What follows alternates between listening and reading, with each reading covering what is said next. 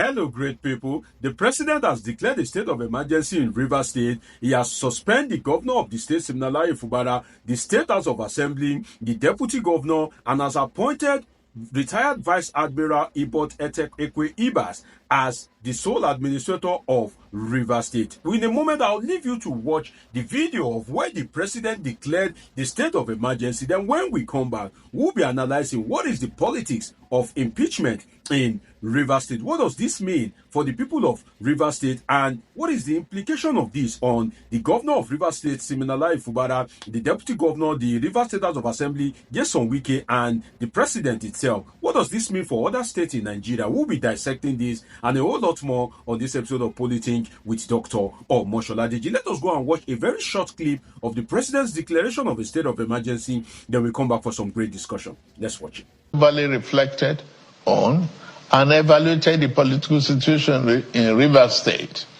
and the governor and deputy governor of Rivers State haven't failed to make a request to me as president to issue this proclamation as required by Section 305, Paragraph 5 of the 1999 Constitution as amended.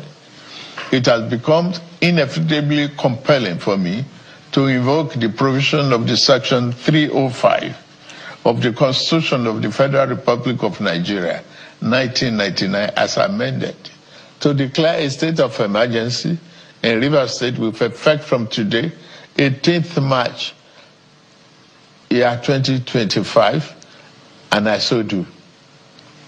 By this declaration, the governor of Rivers State, Mr. Sim Fubara, his deputy, Mrs. Ngozi Odu, and all elected members of the House of Assembly State are hereby suspended for an initial period of 6 months. In the meantime, I hereby nominate Vice Admiral Ibot Ibas, retired, as administrator to take charge of the... There you have it. You just watched a video of the president declaring a state of emergency in Rivers State. Now, what comes to mind when I first heard the news is shame on Nyesom Wike, shame on Governor Sim Fubara, shame on the elders in Rivers State. But I will come to that in a moment. Let me touch on this very important thing, which is that why did Bola Tinubu declare the state of emergency in Rivers State? What is the politics of that state of emergency declaration? And I can tell you, from my perspective as a political scientist with some level of authority on politics and governance, that Bola Tinubu acted to protect his own interest. What am I trying to say?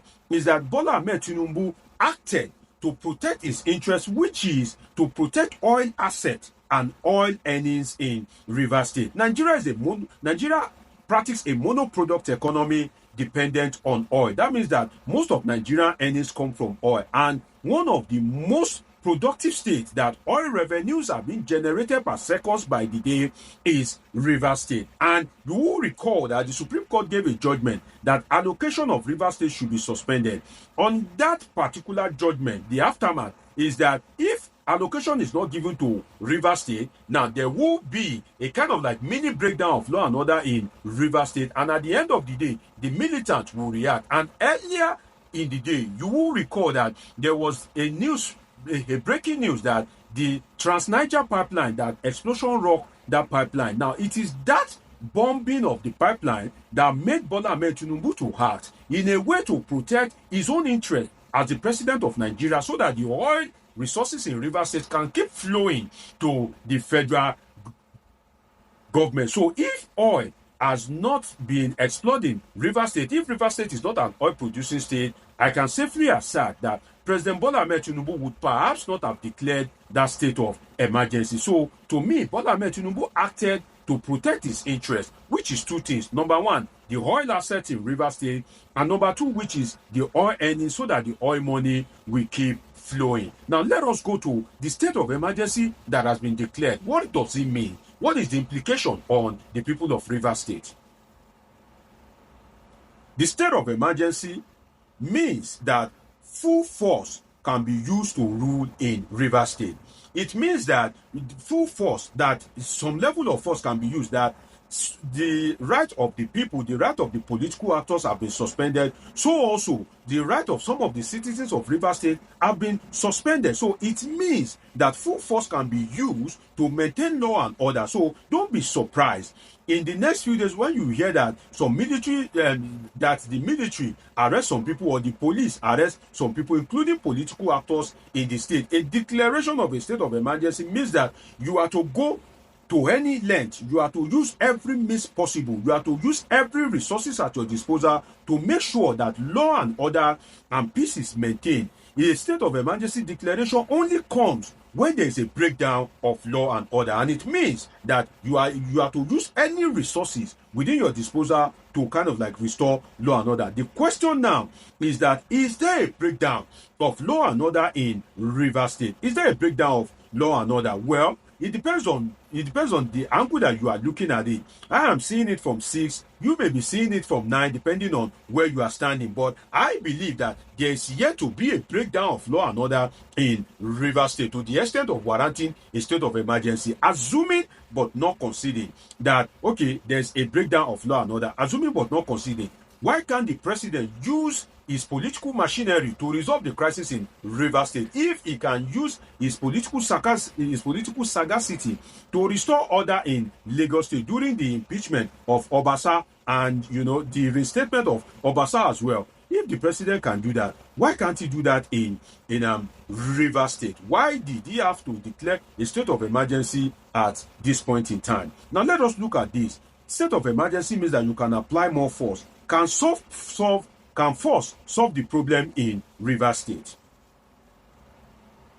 Can force solve the problem in Rivers State? Well, the answer to me is no, in the sense that if you look at the history of Rivers State in Nigeria and the Niger Delta as a whole, force has never solved the problem. Like I said earlier, I have conducted a scientific research in Rivers State, and I know from a position of exposure to the politics and dynamics of Rivers State that force have never solved the problem.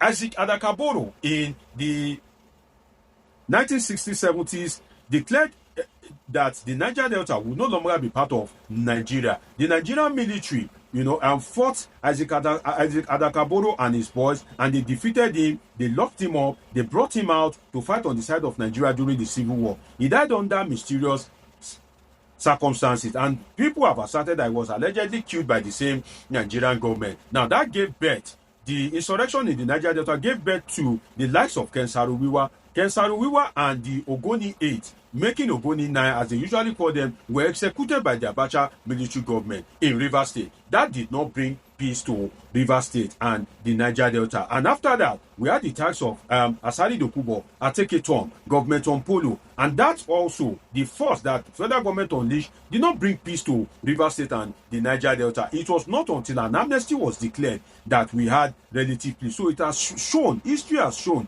that force cannot bring about peace in the Niger Delta or Rivers State. It is only dialogue, it is only persuasion, it is meeting the people at a middle ground, it is considering the kind of the desires of the people that can guarantee peace in Rivers State. So I won't be surprised if, despite declaring a state of emergency, if there's still no peace in Rivers State. Now, force have never been used to solve the problem in the Niger Delta. It has never been successful. Now, let us look at something. The declaration of a state of emergency, is it constitutional for Bola Tinubu to declare a state of emergency? Well, I think that the declaration of a state of emergency is unconstitutional, but it may be necessary and it may be not, depending on how you look at it. First, it is unconstitutional because in a democracy that people have cast their vote, I don't believe as a political scientist that it is right for you to remove a democratically elected governor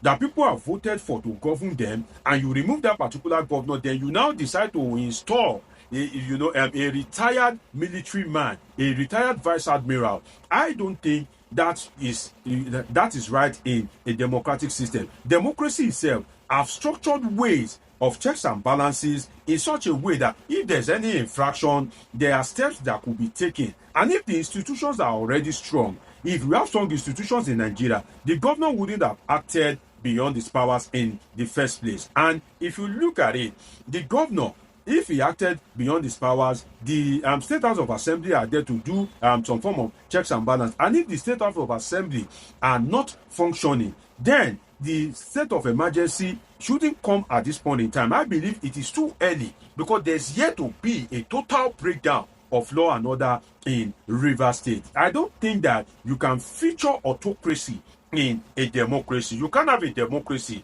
then you will have a retired vice admiral that wasn't elected by the people presiding over the affairs of a state in a democratic setting. That is you are mixing autocracy with democracy. I don't think that is the right thing. But what I can say is that shame on Nyesom Wike, sincerely, in the sense that you have ruled for 8 years. You have ruled the state and you kind of like gave power to Sim Fubara. If he wasn't obeying you, there are some people that put you in power. Did you obey them? And at the end of the day, if you look at it, you have a Supreme Court judgment. And you may want to imagine that why can't you be magnanimous in victory? But other than for you to be magnanimous in victory, Nyesom Wike went into town, ranting all over the place, holding Thanksgiving, rally all over the place, threatening impeachment. So at the end of the day, when the Rivers State House of Assembly served Governor Sim Fubara articles of impeachment, it did not come as a surprise to the people. So why can't Nyesom Wike keep quiet? Where are the elders of Rivers State? Can't they tame the mouth of Nyesom Wike? And for Sim Fubara, you know this man before you decide that you want him to sponsor you to become a governor. So you cannot say you do not know Nyesom Wike. So you know the market before pricing and buying it. So after buying the market, why are you complaining? Shame on the elders of Rivers State, because you people, it has shown that you cannot talk to your boys. It has shown that perhaps there's no elder in Rivers State, because is there nobody that can tame Nyesom Wike? Is there nobody that can tame Sim Fubara? But at the end of the day, it is what it is. And I hope that it is not the Nyesom Wike camp that nominated the retired vice admiral, because I know that the man having a military orientation would not listen to Nyesom Wike. He will not listen to Sim Fubara.